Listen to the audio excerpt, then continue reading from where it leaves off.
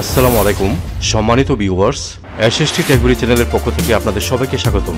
আজকের ভিডিওতে থাকছে আপনি কিভাবে অনলাইনে নিজে নিজেই টিএডিএ বিল সাবমিট করবেন সেই সম্পর্কে। তো ভিডিওটি না টেনে যদি পুরো ভিডিওটি আপনি দেখেন তাহলে এই ভিডিওটি শেষে আপনি নিজে নিজেই অনলাইনে টিএডিএ বিল সাবমিট করতে পারবেন। তার কথা নয়, চলুন আমরা ভিডিওটি দেখি। এর জন্য আপনি আপনার কম্পিউটার, ল্যাপটপ বা মোবাইলে থাকা একটি ব্রাউজারে প্রবেশ করবেন। তো আমি বরাবরের মতো ক্রোম ব্রাউজারে প্রবেশ করলাম। ক্রোম ব্রাউজারে প্রবেশ করে এই যে অ্যাড্রেস বার আছে, এখানে লিখবেন টিএডিএ। তো টিএডিএ লেখার পরে এই যে এখানে গুগল সার্চ ক্লিক করবেন। ক্লিক করার পরে যে দেখেন আইবাস ওয়েবসাইটে আমরা আছি, টিএডিএ এন্ট্রি স্টাফ আইবাস, এখানে একটা ক্লিক করবেন। তো আমি এখানে ক্লিক করলাম। ক্লিক করার পরে এখানে আপনি আপনার national ID, date of birth, mobile number এবং এখানে যে ক্যাপচাটা আছে সেই ক্যাপচাটা দিয়ে লগ ইনে ক্লিক করবেন। তো ন্যাশনাল আইডি যাদের 10 ডিজিটের আছে 10 ডিজিট লিখবেন, আর যাদের 13 ডিজিটের আছে তাদের 13 ডিজিটের আগে জন্ম সালটা দিয়ে দিবেন। তো আমার 13 ডিজিট, তাই আমি 13 ডিজিটের আগে জন্ম সালটা দিয়ে তারপরে ফিল আপ করবো। তারপরে ডেট অফ বার্থ দিব, আপনি সরাসরি লিখতে পারেন, ক্যালেন্ডার থেকে লিখতে পারেন। তারপরে মোবাইল নাম্বারটা দিবেন, কোন মোবাইল নাম্বার, যে মোবাইল নাম্বারটা ইএফটিতে দিয়েছেন সেই মোবাইল নাম্বারটা আপনি এখানে দিবেন। তো দিয়ে দিলাম। দেওয়ার পর এখানে যে ক্যাপচাটি আছে সেই ক্যাপচাটি আপনি এখানে দিবেন। যদি ক্যাপচা বুঝতে সমস্যা হয় আপনি ট্রাই অ্যানাদার এখানে ক্লিক করবেন, করেও এখানে দিতে পারেন। তো আমি দিয়ে দিই। তো দিয়ে দিলাম। দিয়ে দেওয়ার পরে আমি লগ ইনে ক্লিক করব। লগ ইনে ক্লিক করার পরে যে এখানে লিখছে পরবর্তী ধাপে লগ ইনের জন্য আপনার মোবাইলে প্রেরিত 4 সংখ্যার ভেরিফিকেশন নং এন্ট্রি দিতে হবে। তো আপনি এখানে যে মোবাইল নাম্বারটা দিয়েছেন সেই মোবাইল নাম্বারে 4 সংখ্যার একটা ওটিপি গেছে, সেই ওটিপিটা দেওয়ার জন্য আপনি এখানে ওকেতে ক্লিক করবেন। একবার ক্লিক করছি, হয় না, আমি আরেকবার ক্লিক করতেছি, আরেকবার ক্লিক করতেছি, হ্যাঁ। তো আপনি এখানে ভেরিফিকেশন কোডটা মোবাইলের মেসেজে গেছে, এখান থেকে লিখে দিবেন। তো আমি এটা দিয়ে দিলাম। দিয়ে ভ্যালিডেট এখানে ক্লিক করব। যদি আপনার মোবাইলে ওটিপি না আসে তাহলে আপনি রিসেন্ট কোড এখানে ক্লিক করবেন, তখন আসবে। অর্থাৎ যতবার না আসে আপনি রিসেন্ট কোডে ক্লিক করবেন, ঠিক আছে? তো আমার যেহেতু আসছে, এখন আমি ভ্যালিডেট এখানে ক্লিক করব। একবার ক্লিক করছি, দেখেন এখানে রান হচ্ছে না, হ্যাঁ। আমি আরেকবার ক্লিক করব, এই যে দেখেন রান হচ্ছে, তার মানে আপনাকে একটু অপেক্ষা করতে হবে, হ্যাঁ। এখানে এমপ্লয়ি টাইপ আর এনআইডি নাম্বার দেখাবে, একটু পরে আসবে। এই যে চলে আসছে। চলে আসার পর এখানে দেখেন আপনার নাম, তারপরে আপনার অফিস কোড, উপজেলা, স্কুল, হ্যাঁ, উপজেলা, জেলা, এগুলি দেখাবে। তারপরে আপনার পদবি দেখাবে, আপনার গ্রেড এবং বেতন ক্রমটা দেখাবে এখানে। তারপরে বর্তমান বেতন স্কেলটা এখানে দেখাবে। ক্যাটাগরি 3 অর্থাৎ তৃতীয় শ্রেণীর কর্মচারী, আপনি যে শ্রেণীর কর্মচারী হন অটোমেটিক এখানে চলে আসবে।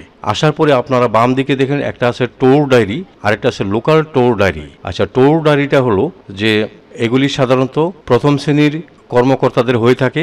এই টোর ডায়েরিতে দিলে আপনার এই যে এখানে দেখেন এয়ার অর্থাৎ প্লেনে টোর যাদের, তারা এটা সিলেক্ট করতে পারবেন। তো আমরা তৃতীয় শ্রেণীর কর্মচারী, তাই আমরা লোকাল টোর ডায়েরি এখানে একটা ক্লিক করব। এখানে ক্লিক করে আপনি একটু অপেক্ষা করবেন, হ্যাঁ। এখন দেখেন এখানে এই যে টোর টাইপ ট্রাভেলটা ঠিক আছে, লোকাল টাইপ এই যে উপজেলা ইউনিয়ন। আপনি যদি উপজেলার ভিতরেই ট্রাভেল করে থাকেন তাহলে এটা সিলেক্ট করবেন, আর আপনি যদি সিটির ভিতরে করে থাকেন তাহলে এটা সিলেক্ট করবেন। তো আমি উপজেলা ভিতরে, এই জন্য এটা সিলেক্ট করব। করার পরে এখানে দেখেন টোর ডিটেল, মোড অফ ট্রান্সপোর্ট। আমাদের তো এয়ার হবে না, মানে প্লেনের যুগে আমাদের টোর হয় নাই, এই জন্য এটা আদার্সটা অটোমেটিক থাকবে এখানে, যেহেতু এখানে তৃতীয় শ্রেণীর আছে। Allowance applicable for only TA, only DA, both, আপনার যেটা সেটা দেবেন। যদি আপনার দুইটা হয় টিএ এবং ডিএ তাহলে এটা দিবেন, আর যদি অনলি টিএ হয় তাহলে এটা দিবেন, যদি অনলি ডিএ হয় তাহলে এটা দিবেন। তো আমি দেখাবো শুধু অনলি টিএ এটা। আচ্ছা, এইটা দিয়ে তারপরে এখানে দেখেন ডিপারচার। ডিপারচারের মধ্যে দুটি অংশ, একটা ডেট অ্যান্ড টাইম আর একটা হলো লোকেশন, অর্থাৎ আপনি কত তারিখে এবং কত সময়ে আসছেন এইটা আপনি এখানে দিবেন। তো তারিখটা কোথায় পাবেন? তারিখটা পাবেন আপনার অফিস আদেশে। অফিস আদেশে আমি দেখাচ্ছি।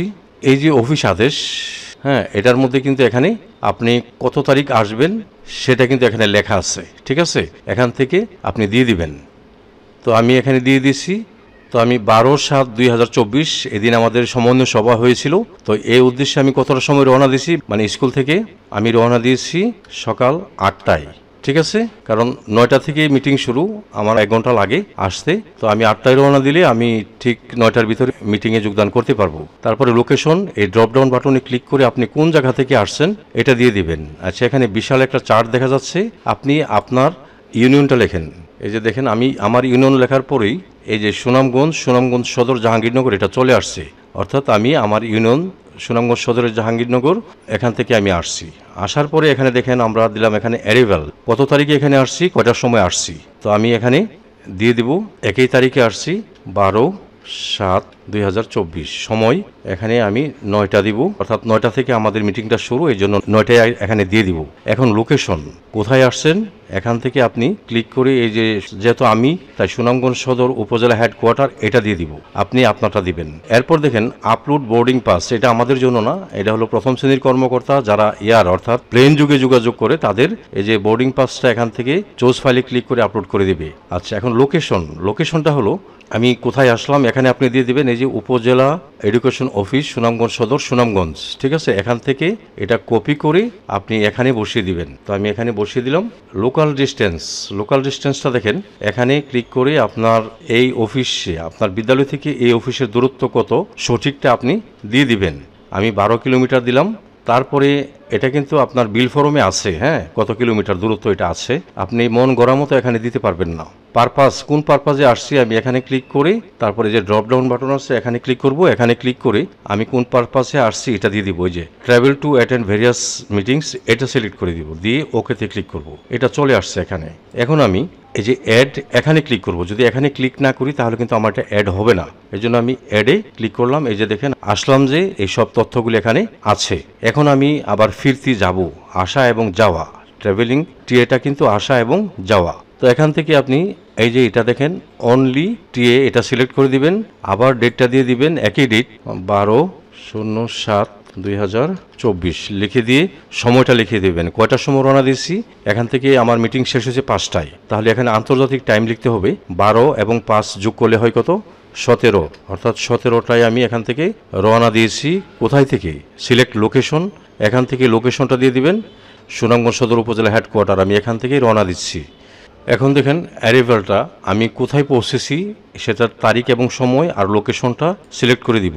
তো তারিখটা আমি এখানে ক্লিক করি, আমি তারিখটা দিয়ে দিব একই তারিখে 12/7/2024 এবং আমি 5টার সময় এখান থেকে রওনা দিয়েছি, অর্থাৎ মিটিং 9টা থেকে 5টা পর্যন্ত। তো 5টা এটা আন্তর্জাতিক টাইমে লিখতে হবে, 12 সাথে 5 যোগ করে দিবেন। দিয়ে এখন অ্যারাইভালটা কোথায় গেছেন আপনি এখান থেকে আপনার ইউনিয়নটা সিলেক্ট করে দিবেন। এখানে আমি ইউনিয়নের নামটা লিখি, এই যে সুনামগঞ্জ সদর জাহাঙ্গীরনগর, এটা আমি সিলেক্ট করে দিলাম। দিয়ে কোথায় যাব সেটা আপনি দিবেন, সেটা আমি তো যাব এখন আমার বিদ্যালয়ের নামটা এখানে লিখে দিব। তো আমি আমার বিদ্যালয়ের নামটা এখানে লিখে দিলাম। তারপরে লোকাল ডিস্টেন্সটা তো হলো 12, এটা দিয়ে দিলাম। তারপরে কোন পারপাসে আসছে এখানে ক্লিক করে আবার আমি এখানে গিয়ে এই যে travel to attend various meetings এটা ক্লিক করে ওকে দিয়ে দিলাম। তারপরে অ্যাডে ক্লিক করব। অ্যাডে ক্লিক করার পরে আমার এখন আসা এবং যাওয়া দুটোর তথ্য এখানে আপলোড হয়ে গেছে। তো এখানে দেখেন যদি ভুল থাকে আপনি এডিট করতে পারবেন। যেমন আমার একটা ভুল আছে, এই যে দেখেন আমি ডিপারচার বিকাল 5টায় দেখাইছি এবং অ্যারাইভেলও দেখেছি বিকাল 5টায়, তাহলে একই সময় হয়ে গেল। তো এই সময়টা আরও 1 ঘন্টা বেশি হবে। 5টার সময় রওনা দিছি আমি, তো 6টার সময় আসছি, তাহলে এখানে 18 হবে। 12 আর 6 যোগ করলে 18। এটা আমি এই যে এডিটে ক্লিক করে এই অ্যারাইভেলের মধ্যে যে সময়টা এটা আমি 18 করে দিব। তো আমি 18 করে দিলাম, দিয়ে তারপরে আপডেটে ক্লিক করব। তো এখন দেখেন এটা আপডেট হয়ে গেছে। এরকম যদি ভুল করে থাকেন তাহলে আপনি এটা এডিটে ক্লিক করে আপডেট করে নেবেন। আচ্ছা, এখন দেখেন এখন এই যে এখানে ক্যালকুলেট অপশনটা আছে, আপনি এখানে ক্লিক করবেন। তো আমি এখানে ক্লিক করলাম। ক্লিক করার পরে এই যে দেখেন এখানে কিন্তু আমার এটা চলে আসছে। তো এখানে আমি শুধুমাত্র টিএ বিলটা করেছি, আসা এবং যাওয়া দুটোই এখানে দেখাচ্ছে 192 টাকা, ঠিক আছে। তো আমি নিচে দিয়ে একটু এদিকে আসি। আসার পরে এখানে দেখেন যে অর্ডার নংটা এখানে দিবেন আর অর্ডার ডেটটা আপনি এখানে দিবেন। এটা কই থেকে দিবেন অর্ডার নং আমি দেখাচ্ছি।